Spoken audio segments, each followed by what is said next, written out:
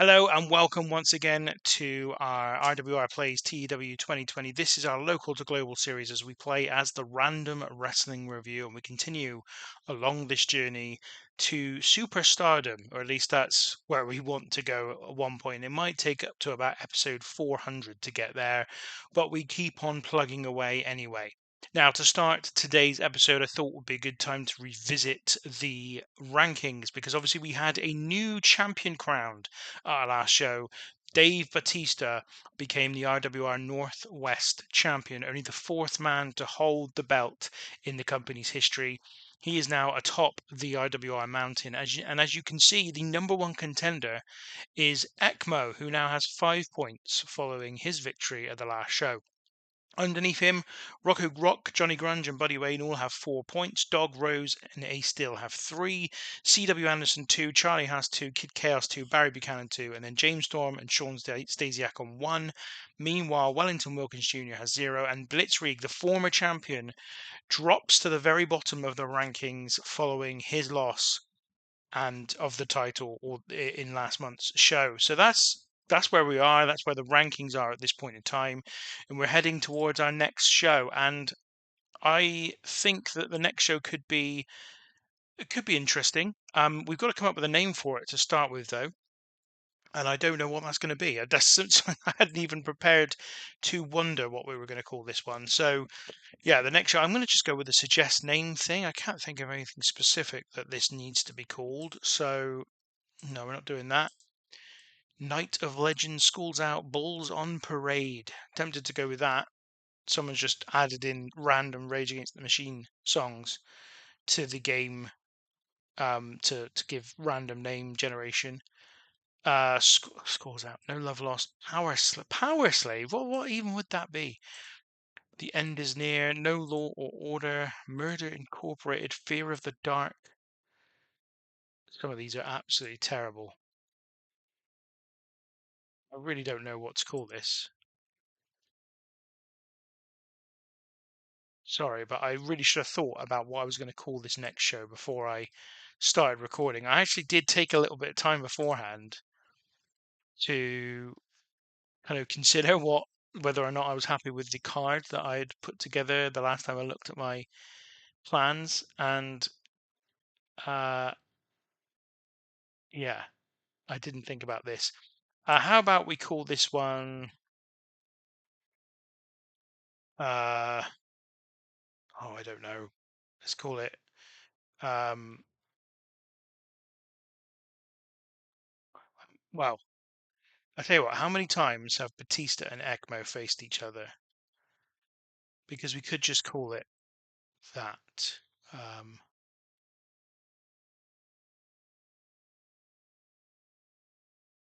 so they faced each other for the first time in singles action there, second anniversary show. And that's actually it. That's been their only singles match against each other up to this point. So I think what I'll do, I'm going to call this next one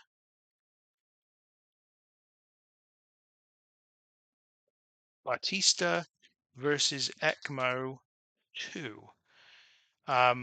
Not a particularly original thing to call it, but in the absence of anything else better, we've had a couple of shows that have been called this before.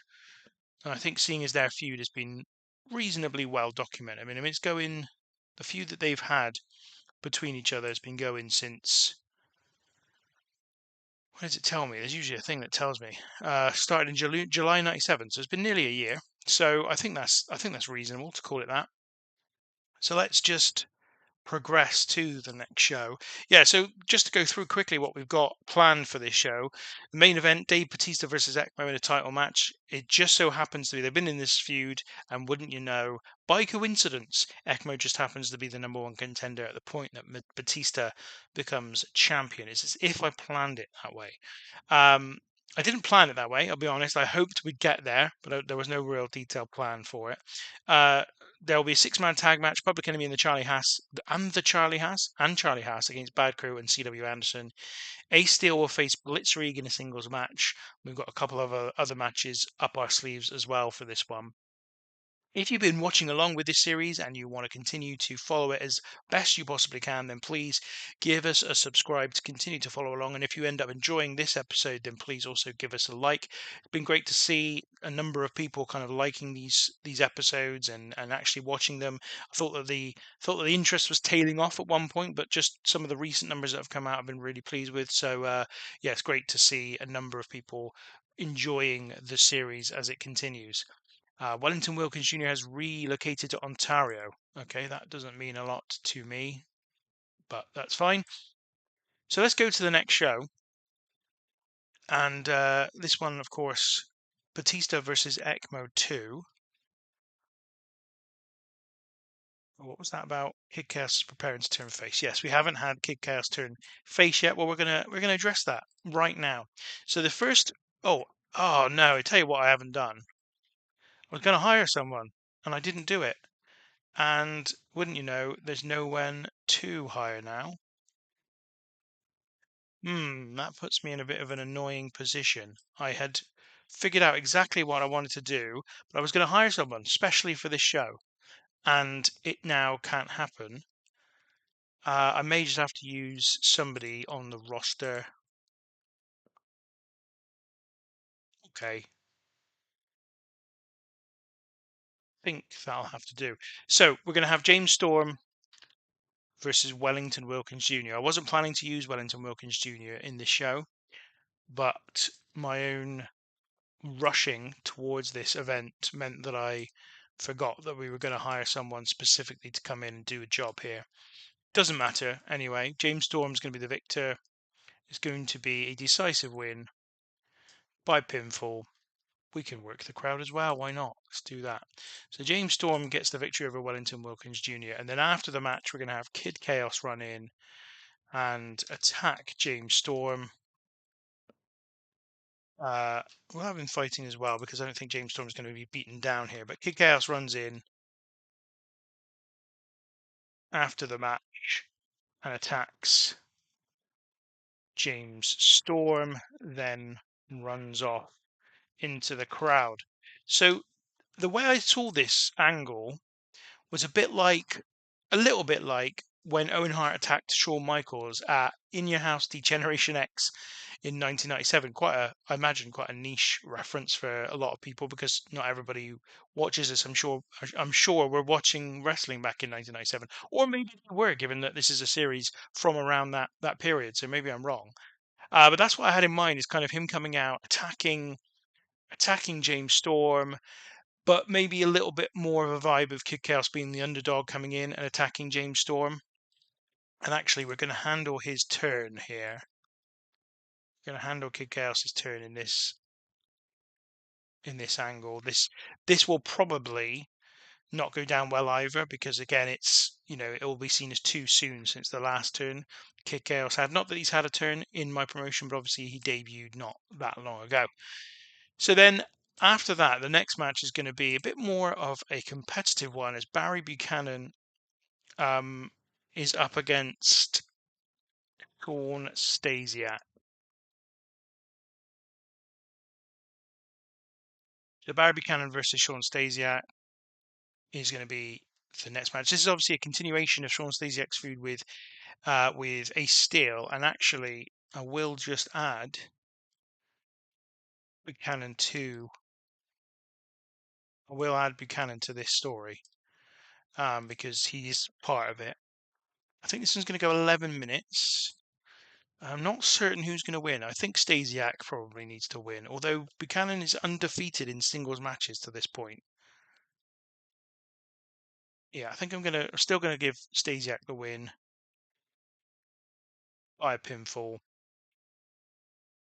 Actually, we'll make it a storytelling match as well to get that requirement out of the way. Then we're gonna have Ace Steel versus Blitzkrieg.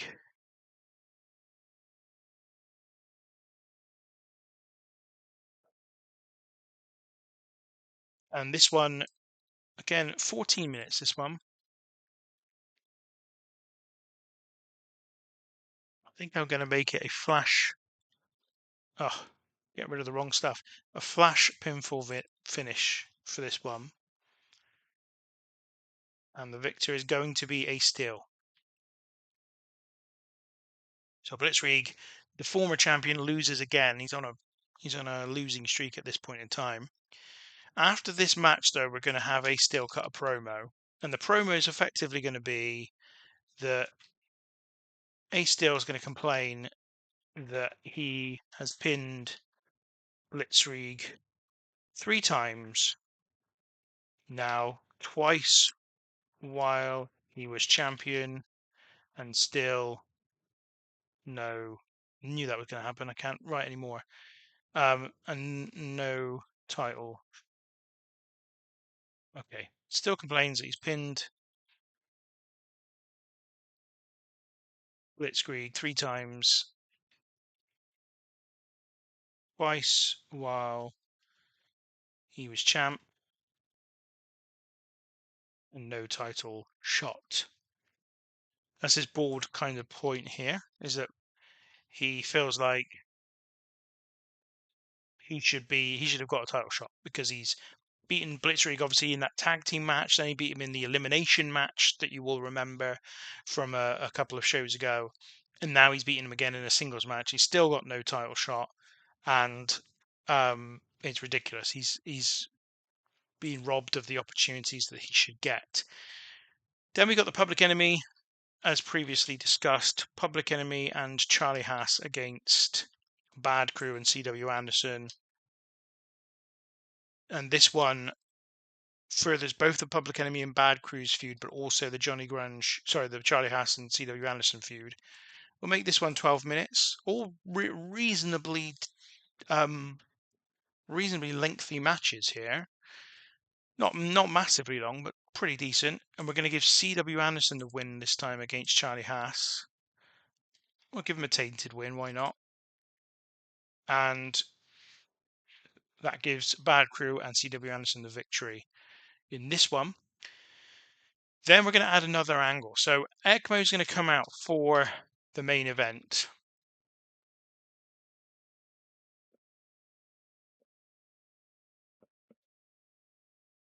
He's going to ask Blitzkrieg to come out.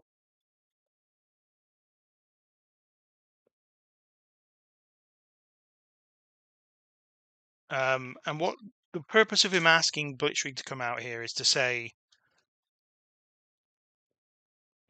sorry for what happened last week. Make this a reasonably lengthy segment. So yeah, he's going to come out and say, look, look, and that was not what I wanted to do. I didn't. The only reason I came out was because Batista suggested he wouldn't give me a title shot if he won the title, and so I was trying to make sure he didn't win the title, and then it backfired and he won the belt. And Blitzkrieg's going to say that it was ridiculous that Ekmo got involved because A, Blitzkrieg would have beaten him anyway, would have beaten Batista, so he had nothing to worry about. And secondly, that even despite all of what he's just said, he has now received a title shot against Dave Batista, so he had nothing to worry about in the first place. And Ekmo's going to accept that he was wrong, and he says to Blitzkrieg, "Look, I hope let's just put this to the side and go on with our business, and I'll just stay out of your business from now on." Blitzkrieg agrees, and then he's going to take his place at ringside. We're then going to have the title match, Dave Batista versus Ekmo, for the RWR Northwest title. I think we'll just make it 10 minutes. I don't need it to go long, I don't think. Batista's going to win by pinfall after a distraction finish. This distraction finish, though, is going to be caused by not just Blitzkrieg. So why can't I see distraction finish? My eyes are not good. There we are. It's distraction finish. So it's going to be not just Blitzkrieg, but also Bruce Hart. So what's going to happen here, and hopefully the game will be able to figure out what I'm trying to get at, is that Blitzkrieg's going to be at ringside because of what just took place. Blitzkrieg and Batista are they going to get into an argument, with Batista telling Blitzkrieg to go backstage. Bruce Hart's then going to come out and kind of try to get Blitzkrieg to go backstage. They're going to be arguing, and then in the midst of them arguing, Ekmo is going to be distracted. Batista's going to come from behind, get the victory, and retain the Northwest title.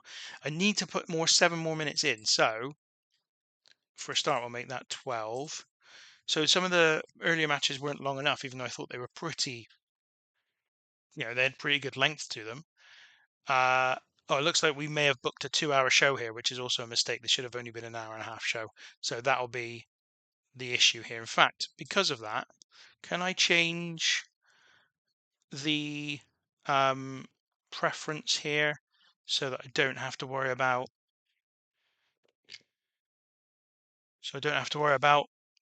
length of show? Is there a thing here?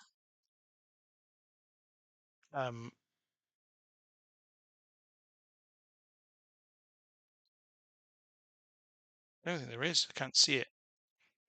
Enable booking times. So I'll just do that for now. I'll reset that preference after I've done the show. It's just the settings for the show were wrong. So that's why I've changed it here. So that now allows me to proceed with this show. I think I might just add another little angle actually at the end, which is Ekmo, Blitzkrieg, and Barrett and Bruce Hart all left in an argument whilst Dave Batista just walks away happily.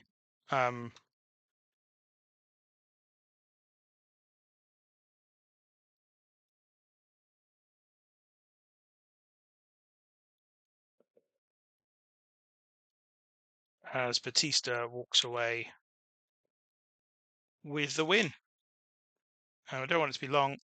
Basically 4 minutes will do, I think. So that's the show. And I think that's quite an interesting way to go. Before I go any further, is Blitzkrieg's not in a story, I don't think, at this moment in time. Oh yes, he's already in with that's right, he's already in the Dave Batista Ekmo thing, so that's fine. So this is the show. Let's have a look and see what takes place. So 76 people are in attendance for this one. In the opening match, James Storm wins in 7:56 by pinfall. He has an in-ring performance at 24, Wellington Wilkins Jr. at 19. I have been thinking about dropping Wellington Wilkins Jr. from the roster. I just think we're in a place where we could do with somebody new coming in, someone to freshen things up. And Wellington Wilkins Jr. just feels like the one who's the least kind of being used at the moment, and that I haven't really got any major plans for. Next up, we have Kid Chaos coming out and attacking James Storm, kind of basically jumping on him and then throwing a load of punches at him, and then James Storm kind of almost recovering, and Kid Chaos running off into the crowd and escaping away from Storm. This is where we will do the turn. And too many of your recent turns have been shocked, so they're still not happy about that turn. They don't like the turn. But anyway, Kid Chaos is now a babyface. Segment rating of 26 here. Not bad at all, really, given that they don't like the Kid Chaos turn. So happy with that. Then on to Barry Buchanan versus Shawn Stasiak. A pretty decent match here. 10 minutes 48. Stasiak gets the victory. Buchanan at 26. Stasiak at 27. A segment rating of 27. Shawn Stasiak is the winner here, and this was a good match. Well done to these two. I kind of expected. They're two of the more. They seem to be two of the better performers that we've got, and Stasiak has been consistently good since he came in. Then we have Ace Steel versus Blitzkrieg, which is easily the best match we've had so far in the company. Blitzkrieg a 37 here, Ace Steel a 31. Ace Steel and Blitzkrieg have great chemistry, and it showed in their performance. So second rating of 34, very, very good indeed. Ace Steel gets the victory with a roll-up, and that is really, really pleasing as these two I think this is their first singles match with one another, but we've had a number of sort of instances where they've been in the ring together prior to this point. Then we have an angle featuring Ace Steel, and he complains that he's pinned Blitzkrieg 3 times now, twice of those times that while Blitzkrieg was the champion, and he still hasn't got a title shot. And he says that even now that he's beaten him in a one-on-one match, he still hasn't got enough points to be considered the number one contender. So anyway, Ace Steel gets the victory. segment rating of 20, complaining about the fact that he's not been given a title shot. Then we get the 6-man tag match: Charlie Haas and Public Enemy versus CW Anderson and Public Enemy and Bad Crew. 11 minutes 46 seconds. CW Anderson pins Charlie Haas. Their feud continues, as do the Bad Crew and Public Enemy's feud. The top performer here was Rocco Rock with a 31, CW Anderson had a 27, Johnny Grunge a 26, Charlie Haas a 23, and then Dog and Rose still not performing very well at all, and Rose was off his game as well. Then we have the angle before the main event. So Ekmo comes out for the main event and he says he'd like Blitzkrieg to come out. Blitzkrieg then comes out and says, and Ekmo says that I wanted to apologize for what happened last month. I didn't mean to do anything to you. I was coming after Batista because of Batista saying that he wouldn't give me a title shot if he won the title. I wanted to make sure that that didn't happen. And then unfortunately, everything went wrong. Blitzkrieg then says that you had nothing to worry about because A, I would have beaten Batista, and B, here we are 1 month later and you've already got a title shot against Batista. So what were you worried about? Ekmo accepts that he was stupid, shouldn't have done what he did, and hopes Blitzkrieg can forgive him. They kind of shake hands, and Blitzkrieg takes his place, I should say, at ringside to watch the match, the title match main event. Segment rating of 26. Ekmo was poor. Blitzkrieg was terrible, but still got a segment rating of 26. So can't really complain. Then we had the main event. It's Dave Batista versus Ekmo, a 24 rated match here. Batista makes defense number 1 of his RWR Northwest title. You can see though his in-ring performance is not great. A 21 in this one. Ekmo did a 24. Batista was also off his game, which did not help. This is his first title defense, and it was a disappointment ultimately from this evidence. And then after the match, I meant to say that during the match, what had happened, obviously, we discussed it prior to the show, but I thought I'd just reiterate, is effectively Blitzkrieg gets into an argument with Dave Batista during the match. This brings out Bruce Hart, who tries to get Blitzkrieg to return to the back. Blitzkrieg argues with Bruce Hart. This then distracts Ekmo, and in the distraction, Batista takes advantage and gets the pin. Then after the match, Ekmo, Blitzkrieg, and Bruce Hart all continue to argue about what just took place, whilst Dave Batista walks off happily as the defending and retaining world Northwest champion. So Ekmo was poor, Blitzkrieg was terrible again. Bruce Hart did a masterful job of improvising interactions with the crowd, and a segment rating here of 24. You'll remember, I haven't made a big deal of it, but you'll remember that my avatar is Bruce Hart. Bruce Hart is the owner and promoter and booker of the Random Wrestling Review. That is the full show. An overall rating of 26, but it did contain perhaps our best match in history, Ace Steel versus Blitzkrieg, 34. The rest of the match wasn't as good, but nothing really poor in general. Going to make a speech. I think clearly Blitzkrieg needs to be, I think, praised for a great performance, actually, and Ace Steel complimented a good performance as well. And I think we'll also give Rocco Rock again. These three tend to be the ones I'm always complimenting because they are clearly our best performers. And that's the show. That's the March event. Got a news item here. Wellington Wilkins Jr. with another booking complaint. So again, he's also been complaining about the way he's been booked, which is another reason why I feel like he's sort of on his way out of the company. Our our what's it called? What am I trying to say? Our popularity is up to 7 in the Northwest. I don't know if that happened last time or not, but that's notable anyway, if it hadn't previously happened. And that is the month of March. Wellington Wilkins Jr., minor morale issues, Kid Chaos and morale issue. I think he's annoyed because of the poor turn. He is indeed. And these two are still angry because of their botched turns as well. So botched turns tend to be the problem in general, but just for confirmation, that match between Ace Steel and Blitzkrieg is now the number 1, 34, and significantly better than anything else we've seen in the company previously. So let's move on to the next, the end of the month. I've only clicked on one day, but we will move on permanently. Before we do that, let's have a look at King of Champions. New Japan Shinya Hashimoto defeated Antonio Inoki in an I Quit match to regain the World Heavyweight title. So that's quite interesting, but only a 75 rated match, not particularly great. Anyway, let's move on to the end of the month. Let's go into April. Got a few minutes here. I'm going to start. Well, I know what we're going to do in April. I already decided that we're going to have a Royal Rumble style match in April as our main event. It's going to be called, what was I going to call it? I think the Lottery Brawl is what I was going to call it. That's our way of saying Royal Rumble. I think it's going to have to be a 15-man Royal Rumble, and hopefully that's possible. I'll have to have a look in the game options that we've got. Um, if not, then we may have to hire a couple of or some wrestlers to beef it up to 20. But I think you can do at least you can definitely do a 10-man battle royal. So we may resort to that if we can't do 15. Um, 15 obviously means that only one wrestler won't appear in that battle royal, and I'm thinking that that's going to be the champion.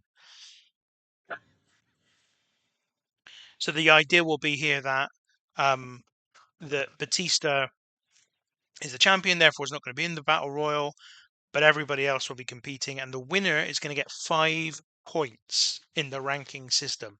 So obviously our system works on points. You get a point for every win, but the battle royal itself will give you 5. Apologies if you can hear me coughing. Just the latest bout of coughing that I've been doing. I think it's just I struggle now to talk for this length of time. It has become I've become aware of the fact that it's getting harder and harder to just maintain 30 minutes of solid talking, and that's what I have to do during these episodes. But apologies if that all came across on the microphone and was particularly harsh or not very pleasant for you. So yeah, we're gonna look at the market and see who else is out there. I did I did leave the last episode on a bit of a cliffhanger, didn't I? Because I was thinking about bringing in Rocky Maivia. I think I was gonna do a thing where I kind of put that decision off and sign a jobber to go up against James Storm in the last show. That hasn't now happened, and so I'm still in a position where I'm not sure whether I'm going to sign Rocky Maivia or not. That is still very much up in the air for me. But before we get to talking about all that, let's have a look at WrestleMania 14. What did the WWF do at WrestleMania 14 that was different from real life? Well, I should imagine an awful lot. In the main event, The Undertaker defeated Shawn Michaels for the WWF World Heavyweight title, a rating of 98. Their match there. Dangerous by Design defeated Owen Hart and Yokozuna. That is Dutch Mantel and Shane Douglas defeated Owen Hart and Yokozuna in the semi-main. A match rating of just 76. Did they have any other big matches? We had Razor Ramon and Jerry Lawler defeat the $1 Million Corporation of Psycho Sid and King Kong Bundy. Does that mean Lawler is a babyface in WWE? Ahmed Johnson defeated Bart Gunn and Steve Austin for the Intercontinental title. So there you go. This is how little WWF have built Steve Austin up, is that he is in sort of match 4 from the top against Ahmed Johnson and Bart Gunn in a match for the WWF Intercontinental title. Diesel defeated Billy Gunn. The Dr. Isaac Yankem DDS or Kane, Bret Hart and the Big Show defeated Jeff Jarrett and the Crunchers being Tatanka and Bam Bam Bigelow. Fascinating. Goldust defeated 1-2-3 Kid in a ladder match. Triple H defeated Road Warrior Hawk. Al Snow defeated Bob Holly in an I Quit match. Henry Godwin defeated Skip and Barry Horowitz in a cage match, a triple threat cage match with those three. And Kama defeated Samu. Alundra Blaze defeated Combat Toyota in the opener. So there you go. That is what took place at WrestleMania 14. Feedback has been awesome, with Shawn Michaels being star of the show. What can you say? Maybe he's not the centerpiece of their promotion anymore, the figurehead as he was previously listed. In terms of us, our finances are pretty good, $13,000.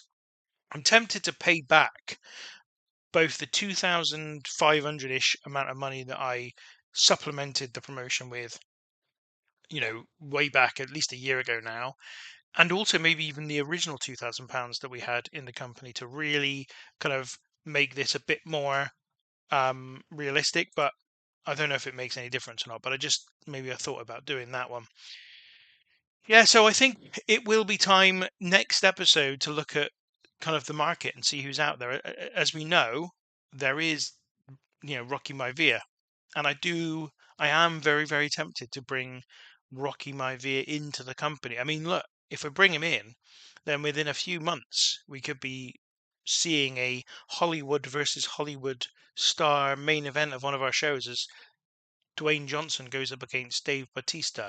Something to think about, certainly. So I'll be looking at that probably off of air as well. I'll probably be looking at who I want to bring in and slot into this roster, and then we'll be making that signing ahead of our next show, which, as I said, will be the Lottery Brawl.